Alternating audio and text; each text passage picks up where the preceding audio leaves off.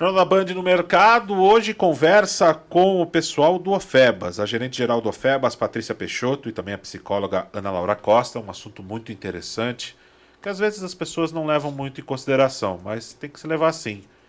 Às vezes as pessoas não estão preparadas para a morte, ou para a morte dos seus parentes. Como é que fica o fator psicológico nessa situação? Por isso nós vamos conversar então com o pessoal do Ofebas, a gerente-geral do Ofebas, Patrícia Peixoto, na qual dou uma boa noite para a senhora, tudo Boa bem? noite. E a psicóloga Ana Laura Costa. Boa Boa noite para a senhora. noite. Falei alguma besteira ou é verdade? Às vezes nós não estamos preparados, né? Como é que Eu, vocês cuidam desse lado psicológico? Boa eu noite. acho que nós nunca estamos preparados, né? Eu acho que é essa a condição correta. A morte, ela é sempre inesperada, por mais que você esteja com alguém doente em casa, não é uma coisa que a gente aceita com facilidade.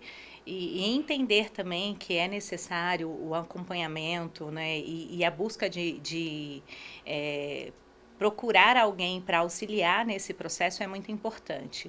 A UFEBAS, ela é uma organização sem fins lucrativos, que cuida da vida das pessoas que ficaram neste momento e que precisam de um amparo, né? E aí ela vem proporcionar, através do projeto que se chama Continuar a Viver, a possibilidade às pessoas que são atendidas pela gratuidade de terem também um acompanhamento psicológico, além do acompanhamento assistencial. Né? Então, esse projeto ele vem realmente trazer uma proposta diferente, cuidar das pessoas que às vezes não têm informação e não têm condições, né, para buscar essa qualidade de vida após perder alguém que muitas vezes é até o suporte financeiro desse lar. Doutora, fala pra gente um pouquinho, porque ninguém está preparado para perder um ente querido ou e às vezes é muito delicado a gente tocar nesse assunto. E hoje nós temos também uma outra coisa chamada redes sociais, que às vezes também pode ser um belo benefício, mas também pode ser um malefício. Como é que trata-se a pessoa nesse mundo que nós vivemos hoje? Como a Patrícia disse, né? Acho que mesmo que você tenha alguém doente já dentro de casa, não tem como se preparar para esse momento, né? Então, quando acontece a perda, a gente precisa de um acompanhamento. Então, o atendimento psicológico ele não vem para tirar o sofrimento, mas para um olhar mesmo, né? Uma atenção, um acolhimento, uma escuta qualificada para esse familiar. Então, é um momento onde ele pode se abrir, onde ele se permite ser cuidado, né? Como você disse, além das redes sociais, que pode ser um auxílio, onde a pessoa escreve alguma despedida, publica uma foto, mas nem sempre quem está do outro lado está disposto a ouvir e preparado para ouvir, né? Assim, com as palavras certas para cuidar daquele familiar que perdeu alguém. Então, a gente está fazendo esse papel, ouvindo, orientando, auxiliando nesse processo que é tão difícil, né? E precisa ser muito bem posicionado. Patrícia, na sua resposta você disse sobre o acolhimento. O acolhimento já começa na parte administrativa, porque assim, além de perder o ente querido, a pessoa vai ter que cuidar de papelada, dessas coisas todas mais, e machuca até mais às vezes. O primeiro atendimento começa nessa recepção dessa pessoa? Isso, a UFEBAS ela é uma organização preparada com profissionais qualificados, né? E todos os nossos profissionais eles entendem que a nossa missão e o nosso propósito é cuidar de vidas, né? Então essa preocupação da pessoa poder ter a despedida e viver o momento de despedida, ela faz parte de todo o nosso quadro de colaboradores, né?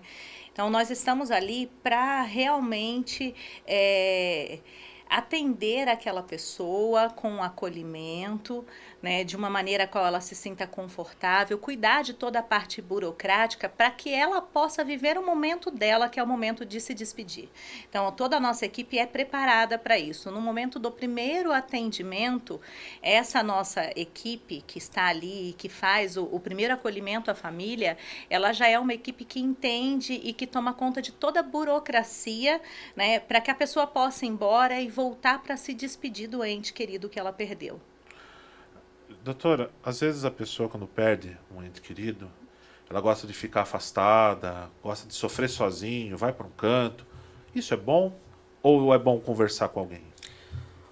a gente precisa respeitar. Então, cada um tem sua, né, individualidade, seu modo de lidar com a perda. É normal ficar um pouco mais recluso após a perda de um ente querido. Então, eu acho que depende, né? Assim, a gente sempre olha pro saudável, pro luto saudável e pro luto patológico. Então, se você começar a presenciar ou a perceber que aquele afastamento social está trazendo prejuízos para a sua vida ou para a vida dos que estão à sua volta, é um sinal de atenção. E aí você precisa forçar, né, assim, de algumas orientações, algum cuidado maior, para que você volte para o convívio social. Né? Mas se isso ainda não está te trazendo sofrimento, prejuízo, você está conseguindo sair para trabalhar, voltar, né, assim, dentro dos padrões esperados, isso pode ser também só uma característica da personalidade da pessoa. Mas sempre é necessário ficar atento aos sinais. Quem vai dar, né, as coordenadas para os sinais que são saudáveis ou não? Um profissional. Então, na dúvida, procure um profissional, procure um atendimento psicológico que a gente consegue auxiliar nisso aí. Por favor, me responda se eu estiver equivocado, tá? A gente pode identificar, por exemplo, no momento de um cafezinho, que a pessoa vai lá, pega um café, tá lá, infelizmente está sofrendo nesse momento, pega um café e começa a ficar falante, quer conversar. É mais ou menos nesse momento que você acha uma brecha, que a pessoa está procurando uma ajuda, está querendo saber, ou eu estou falando alguma baboseira? Eu acho que dá, né, assim, para os que estão à volta, o pessoal do trabalho, ou ali a família, ficar atento também, perceber, né, o comportamento daquele familiar. As orientações, talvez, essa brecha, né, que ache nesse momento. Nunca é o pare de, né, assim, para de chorar, pare de ficar triste, chega, né, assim, ou o mas já está feliz, já voltou à vida normal. Então, tudo que é pare ou que é já, entra em uma questão muito... uma questão muito... Precisa de um cuidado, né, assim, quando você fala essas palavras para alguém. Então, perceba, né, assim, olha, percebi que você tá mais falante hoje. Dá, sim, para fazer algumas orientações, mas com muito cuidado, né, assim, tirando esses apontamentos pro familiar. Pode parecer uma ordem, né? Exatamente. E uma ordem, às vezes a pessoa interpreta assim, né? Um julgamento. Exatamente. E às vezes a pessoa pode se retrair mais ainda nesse tipo de caso, Exatamente. nesse tipo de Às situação. vezes o se fazer presente, só estar presente, mostrar que você está ali do lado dela, mesmo que ela esteja em silêncio e um pouco mais reclusa ou mais aberta a falar sobre o assunto, já é muito importante. Como é que o FEBAS trabalha nesses sintomas, Patrícia? É importante lembrar que esse projeto, ele faz parte do atendimento às famílias enlutadas de baixa renda, né? Ele é um projeto voltado à garantia de direito dessas famílias, tá? Porque muitas vezes a gente fala de uma forma mais ampla e a pessoa acha que ele é geral. Existem famílias que têm, né, tanto o acesso à informação quanto o acesso também a um plano de saúde, a um acompanhamento psicológico, e existem famílias que não têm essa condição, né, principalmente da informação. Então é importante falar que a UFEBAS, ela é uma organização sem fins lucrativos e que ela demonstra um compromisso social com a pessoa mesmo, com o caráter de cuidar de vidas, né? Então, esse projeto, ele faz um atendimento selecionado da seguinte forma: quando a pessoa passa pelo atendimento e ali se verifica a questão da família ser considerada, né, como uma família de baixa renda, já é automaticamente agendado para ela um horário com a nossa assistente social, né? Então, ali nós temos um grupo que compõe esse projeto que se chama Continuar a Viver, né? E aí, a primeira entrevista dela é com a assistente social. Neste momento, a assistente social ela vai entender a demanda daquele grupo familiar, que muitas vezes vai além do atendimento da gratuidade de um velório, né? Então, tem muita coisa por trás desse grupo familiar, das pessoas que moram na casa dessa pessoa que se foi, né? E que nós estamos nesse momento oferecendo a despedida dela, né? Elas estão vivendo outras demandas e a gente precisa entender o que é essa demanda, porque vai além daquele atendimento gratuito. Neste momento, a assistente social, ela pergunta na entrevista a necessidade de um acolhimento psicológico, de um atendimento, se aquela pessoa que está sendo atendida necessita, ou se alguém mais da família, né? E ela entende ali, muitas vezes a pessoa não fala, mas ela oferece também um atendimento, e aí ela agenda com a Ana Laura um primeiro atendimento a essa família, seja a pessoa que foi até a entrevista ou demais membros da mesma família, tá? E aí a Ana faz um acompanhamento que pode ser até 1 ano de acompanhamento, em quantas vezes ele necessitar voltar, aonde é tratado a questão do luto, né? Especificamente a questão do luto, tá? Mas esse projeto, ele é um projeto que é feito para esse tipo de atendimento, dessa família que a gente sabe que não tem esse amparo, que precisa de alguém para entender qual é o direito dela e garantir esse direito, encaminhar essa família para que ela possa ter aí condições de continuar a viver.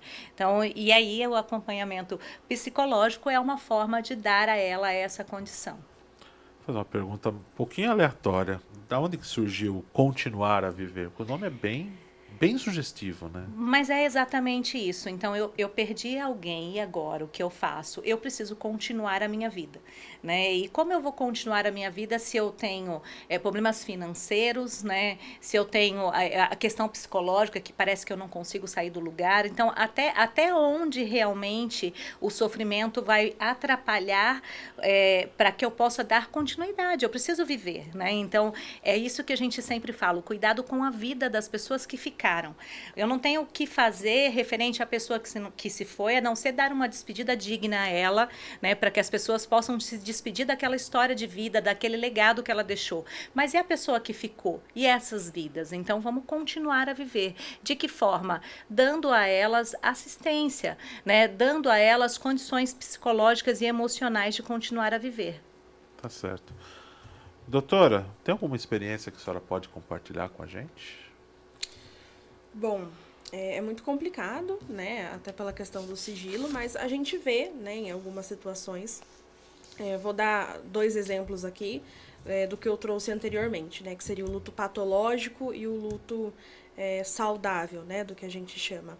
Então, o luto patológico seria, em uma experiência já vivida, alguém que precisa ouvir, né, assim, a voz de quem se foi. Claro que por uma questão de saudade, a gente vai entender todo o ambiente, todo o contexto em que está inserido, mas a pessoa chama, né, assim, chama por aquele familiar que se foi para ouvir a voz. Então, acaba tendo até um delírio, né, assim, de que você realmente está ouvindo, você acredita fielmente que você ouve aquela pessoa que se foi. O que a gente já sai um pouco da normalidade, do que é esperado por um sofrimento de um processo de luto. O luto saudável, não. Você sofre, tem toda a dor, tem a saudade, você chora, mas você entende, você consegue aceitar que aquela pessoa se foi. E você está passando por um processo de ressignificar a sua vida, ressignificar a perda e a sua vida. Então você aceita e procura seguir, que entra exatamente no continuar a viver. Então você continua a viver. Tá certo. Eu vi aqui no release, tem uma campanha nesse mês de maio também, né, Isso, Patrícia? isso. Pode falar pra gente um pouquinho dessa campanha? Posso, é claro, né? Primeiro, parabéns a todas as mamães pelo dia de ontem. Eu sempre falo que ser mãe é um privilégio, né? Um privilégio e um dever. Você tem um papel social assim, muito importante, que é cuidar de uma outra vida, né? E ser responsável por essa outra vida. Então, em comemoração aí a esse mês que é tão importante, né? Que é um mês que a gente trata da questão do amor incondicional, que é isso que uma mãe faz, ama o filho incondicionalmente, né? Independente de tudo. E aí nós temos a campanha que se chama Amor de Mãe é Infinito, que consiste, né, na troca aí. Então, hoje, os planos de assistência funerária, eles têm um valor de adesão. O nosso plano tem uma adesão de R$390. Ele é o plano tanto com adesão quanto a mensalidade mais baixa, né, em Sorocaba, é o plano da Alfebas, tá? E nós estamos trocando essa adesão de R$ 390 por 3 caixas, né, caixas fechadas com 12 unidades de leites cada uma, tá? Para que a gente possa aí doar a outra entidade. Lembrando, né, que essa campanha ela nada mais do que o cumprimento social do OFEBAS e essa responsabilidade dela em, além de fazer assistindo às pessoas que nos procuram, também auxiliar as entidades, né, que passam por um momento de dificuldade muito grande, às vezes de dar conta de atender a necessidade dos seus assistidos. Através do OFEBAS a gente auxilia nessas campanhas.